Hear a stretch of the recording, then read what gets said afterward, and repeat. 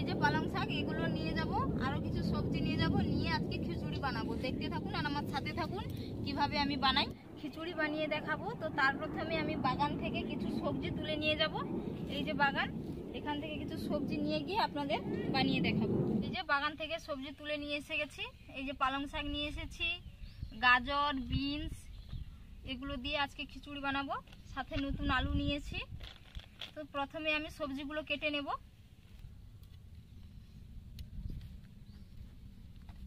ফুলকপিটা কেটে নিচ্ছি প্রথমে।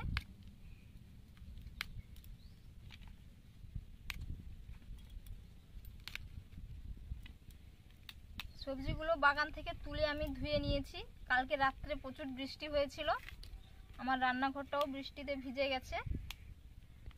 তো তাই সবজিগুলো আমি আগে ধুয়ে নিয়েছি।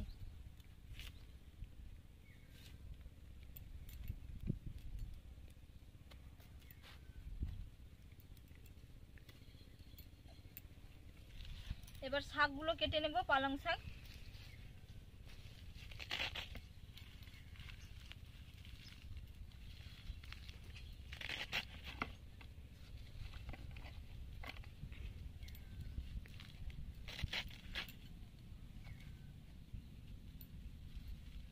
এর সাথে থাকবে বেগুন ভাজা, গহনা বড়ির ভাজা করব, সাথে নতুন আলুর দমও করব। সম্পূর্ণ নিরামিষ ভাবেই বানাবো আজকে। এবার বিনস গুলো কেটে নেব।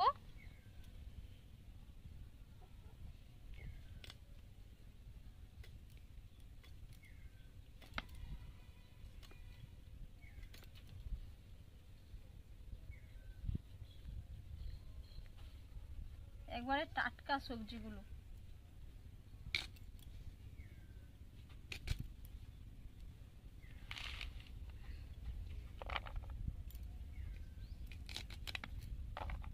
কেটে নিয়েছি, এবার গাজরটা কেটে নেব।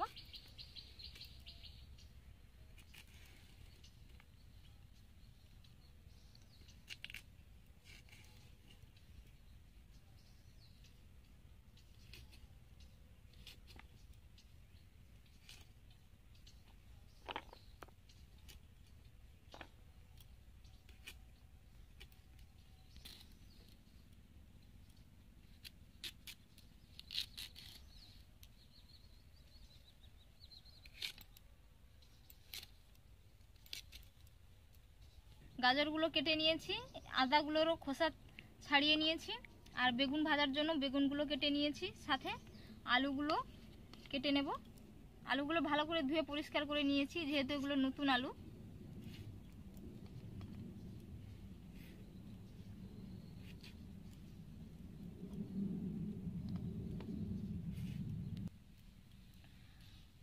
সব সবজি কাটা হয়ে গেছে। এবার আমি উনুনটা ধরিয়ে, আমি এখানে গোবিন্দভোগের চাল নিয়েছি, মুসুরের ডাল নিয়েছি, সাথে মুগের ডালও নিয়েছি। দুটো ডাল একসাথে দিয়ে দেব। সাথে সয়াবিনও নিয়েছি।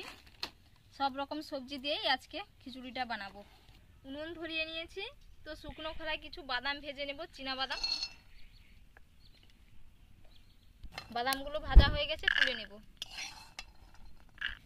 জিরে ভেজে নিচ্ছি, গোটা জিরে ভাজা হয়ে গেছে, তুলে নেব। মুগের ডালটা হালকা করে ভেজে নেব। ডালটা ভাজা হয়ে গেছে, সুন্দর একটা গন্ধ উঠেছে। তো এবার আমি তুলে নেব। কড়াইতে তেল দিয়ে সবজিগুলো ভেজে নেব। গয়না বড়িগুলো ভেজে নিচ্ছি। ভাজা হয়ে গেছে, এগুলো তুলে নিচ্ছি। বেগুনগুলো ভেজে নিচ্ছি। বেগুনগুলো ভেজে নিয়েছি, তো তুলে নেব এগুলো। খিচুড়ির জন্য আলুগুলো ভেজে নেব। পরিমাণ মতো লবণ, পরিমাণ মতো হলুদের গুঁড়ো ভালো করে ভেজে নেব। এর মধ্যে বিনসগুলো দিয়ে ভেজে নিচ্ছি।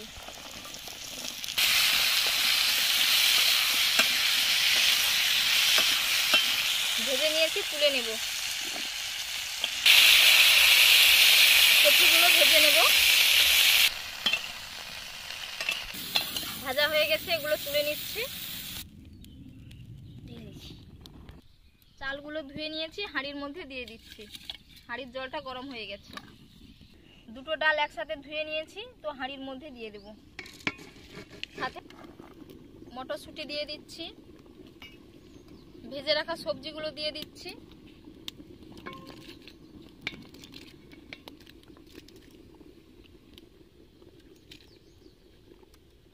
পরিমাণ মতো লবণ, পরিমাণ মতো হলুদের গুঁড়ো, সয়াবিনগুলো দিয়ে দিচ্ছি। ভাবে সিদ্ধ হয়ে গেছে, এর মধ্যে পালং শাক দিয়ে দিচ্ছি। মিষ্টির জন্য অল্প করে চিনি, ভাজা চিনি বাদাম, সাথে আদার পেস্ট। এই যে চাল ডাল খুব সুন্দরভাবে সেদ্ধ হয়ে গেছে, সব সবজিগুলোও সেদ্ধ হয়ে গেছে। এবার আমি এটা তুলে নেব। কড়াইতে সরষা তেল দিয়ে দিচ্ছি, মশলাটা করে নেব খিচুড়িতে দেওয়ার জন্য। 5 ফোড়ন, শুকনো লঙ্কা আর তেজপাতা। ফোড়নটা ফুটে গেছে, এবার আমি হাঁড়ির মধ্যে ঢেলে নেব। জিরে আর গরম মশলার গুঁড়ো দিয়ে দিচ্ছি এর মধ্যে, দিয়ে ঢাকনা দিয়ে দেব।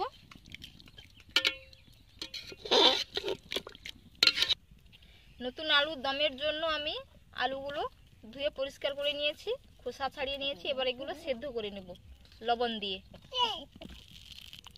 এইভাবে 15 মিনিট সেদ্ধ করে নেব। আলুগুলো সেদ্ধ হয়ে গেছে, এগুলো আমি এবার তুলে নেব। কড়াইতে তেল দিয়ে আলুগুলো ভেজে নেব। আলুগুলো ভেজে নিয়েছি লাল লাল করে, এবার তুলে নেব। কড়াইতে সরষা তেল দিয়ে এবার রান্না করে নেব। এর জন্য দিয়ে দিচ্ছি গোটা জিরে,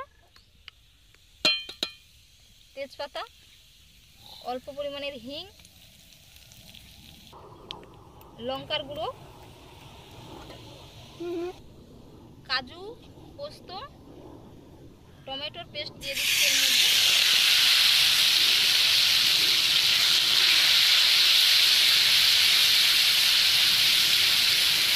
আদার পেস্ট,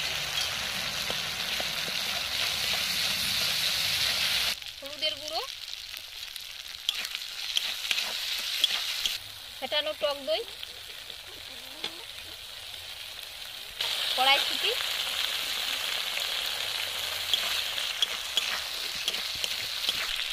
ধনের গুঁড়ো।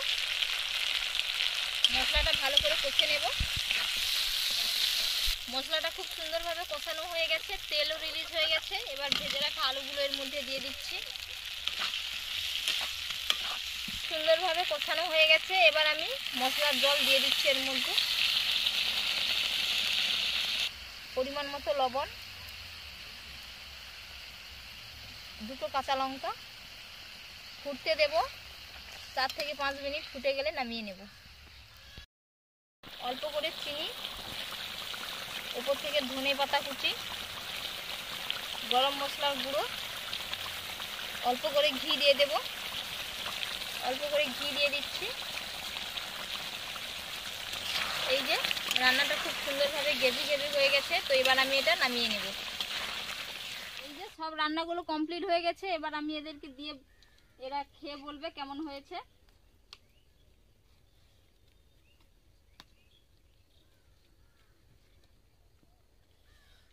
খিচুড়ি তোমার বুঝবনি, দেখা যাক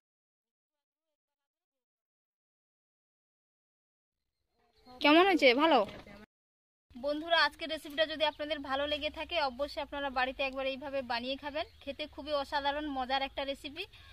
তো আমার চ্যানেলটিকে যারা এখনো পর্যন্ত সাবস্ক্রাইব করেনি, সাবস্ক্রাইব করে নেওয়ার অনুরোধ থাকলো। আপনারা ভালো থাকবেন, সুস্থ থাকবেন। ধন্যবাদ।